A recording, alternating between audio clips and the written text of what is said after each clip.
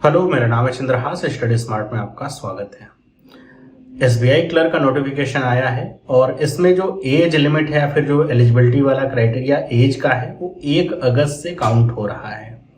तो ऐसे में बहुत सारे बच्चे इस उम्मीद में बैठे हुए थे कि जो एलिजिबिलिटी का क्राइटेरिया है वो तो 1 अप्रैल से काउंट होगा, तो उनका ये लास्ट चांस होने वाला है। लेकिन चूंकि जो एज का क्राइटेरिया वो 1 अगस्त से सेट कर दिया गया, तो अप्रैल से लेकर के अगस्त तक जिनका डेट ऑफ बर्थ पड़ रही है, मतलब अगस्त से ऊपर वाले सारे बच्चे ही छट गए हैं। तो ऐसे में कुछ बच्चों के मैसेजेस प्राप्त हुए, तो मैंने सोचा इस पे एक वीडियो बनाता हूँ और मेरा क्या इस पे विचार है वो भी आप समझने का प्रयास करिएगा। मैं इसको बिना बायस हुए किसी के तरफ भी इसको अपनी बात को कहने का प्रयास करूंगा, क्योंकि ये जो एज वाली स्केल है, अगर इसको खिसकाया जाएगा तब भी कुछ बच्चे छट जाएंगे, और अगर ऐसा है तब भी कुछ बच्चे छटे हुए रहेंगे। तो पहली बात तो ये कि जो एज वाला क्राइटेरिया है, क्या इसको लेकर के कोई ऐसा नियम है कि वो 1 अप्रैल को ही एसबीआई करेगा? तो ऐसा नहीं है।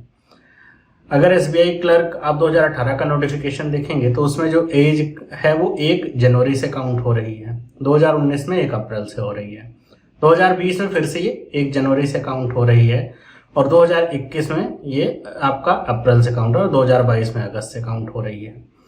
तो ये जो अप्रैल जनवरी का ऐसा माध्यम चल रहा था, तो ऐसा समझिए कि जब ये आपका नोटिफिकेशन है ये जनरली आपके फर्स्ट हाफ में ईयर के आता है। तो अगर आपके एग्जामिनेशन का ये नोटिफिकेशन जनवरी के आसपास आ रहा है तो ये का क्राइटेरिया 1 जनवरी से हो रहा होगा, और फिर अगर अप्रैल या मार्च में आ रहा है तो वो अप्रैल से काउंट हो रही है। जो मैंने अपनी ऑब्जर्वेशन में समझा है, कहीं ऐसा लिखा नहीं है। इस बार का जो नोटिफिकेशन है वो भी सितंबर में आया है, तो इसका जो एज का क्राइटेरिया है 1 अगस्त इसीलिए रखा गया है। ऐसा विचार एसबीआई ने किया होगा। अब ये सही है कि गलत है ये कह पाना तो बड़ा मुश्किल है। जैसा मैंने कहा कि अगर मैं इसे सही कह दूं तो ऐसे बच्चे छट जाएंगे जो कि अप्रैल से इंतजार कर रहे थे, क्योंकि उनकी कोई गलती तो है नहीं कि नोटिफिकेशन देर से, तो उसमें भाई उनकी क्या गलती है? वो उसी तैयारी में लगे हुए थे। कितने बच्चे ऐसे होंगे जो उसी तैयारी में लगे हुए थे कि क्लर्क का एग्जामिनेशन आएगा, ये हमारा लास्ट अटेम्प्ट होगा, पूरा जान लगा करके वो एग्जाम को देंगे और निकालने का प्रयास करेंगे।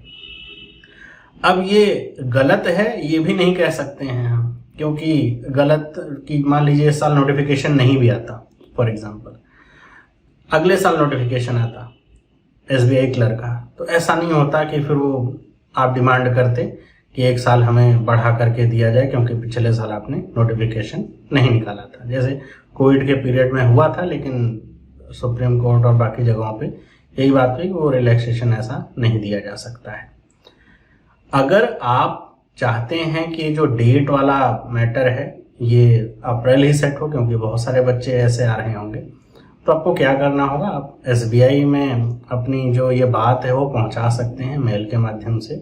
तो अगर बहुत सारे बच्चे होते हैं और उनको ऐसा लगता है कि इसको कुछ सही किया जा सकता है, तो हो सकता है वो उसे अप्रैल या जनवरी में खिसका दें, जिसकी वजह से बहुत सारे ऐसे बच्चे जिनका लास्ट अटेम्प्ट होने वाला है वो भी इस एग्ज़ाम को दे पाएंगे।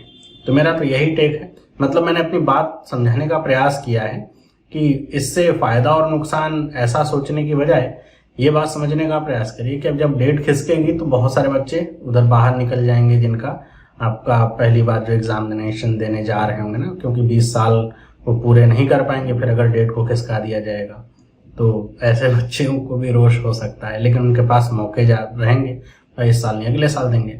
लेकिन ये डेट इधर खिसकाने की वजह से ऐसा होगा कि बहुत सारे बच्चों का जो आखिरी चांस है वो खत्म हो जाएगा, उसके बाद उनको मौका नहीं मिलेगा।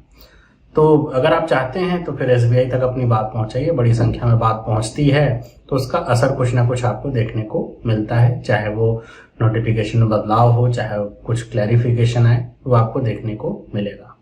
मिलता हूं मैं आप सबसे अगली वीडियो में, तब तक के लिए सभी को बाय।